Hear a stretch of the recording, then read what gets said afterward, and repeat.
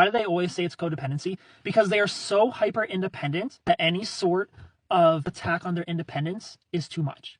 So our goal is interdependence, where we can step into one side or the other. So interdependence are two people who decide to be in a relationship and they come together and live a life together.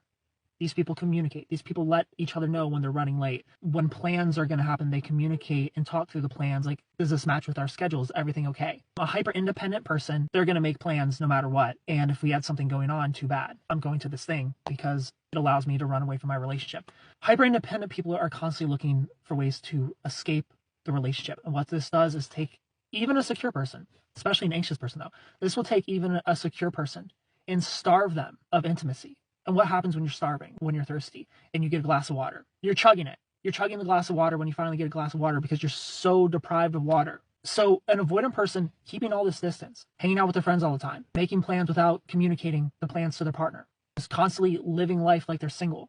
And if you have a problem with it, you're clingy, you're codependent. They starve their partner with intimacy. So when they finally come together, they feel suffocated because you're so thirsty, you're so hungry for intimacy that you're clingy. It's this catch-22, you know, they set up the trap for themselves and then they complain about it. Where if things were more balanced, where there was communication, where there was, I'm about to go to work, I'll text you later, and a little check-in here and there, like, hey, I miss you. What happens again, your partner's thirsty for connection. If you're an avoidant, you feel like I shouldn't have to check in all day. I shouldn't have to tell my partner that I'm thinking of them. I shouldn't have to do check-ins here and there because we're separate people and I'm fine without it, so you should be fine without it. They're starved for connection. So now they're blowing up your phone and you want to turn your phone off because you feel suffocated. That's why we need to stay away from people like that. We need to stay away from avoidance because even if you enter a relationship with a secure attachment style and they have a dismissive avoidant attachment style, you can be anxiously attached by the end of that relationship. Avoidants don't even want to date themselves. Nobody wants to date an avoidant. And the only people who stick around for them are anxious people because it triggers the abandonment one. It confirms each other's thoughts when it comes to relationships. You know, the avoidant person thinks everybody's clingy and codependent.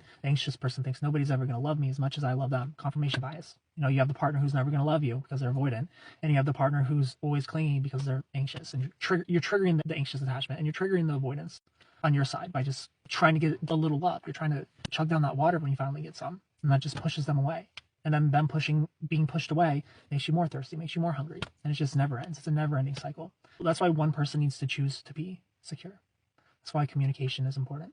But the reason that they do say words like codependent or clingy is because they want to take no accountability. They want to take no accountability for their lack of showing up in a relationship because they feel like they shouldn't have to. An avoidant person feels like they shouldn't have to put any effort into a relationship.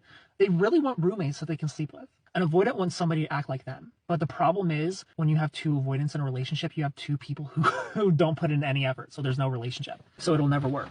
Like an avoidant works with nobody. An avoidant is not compatible with anyone.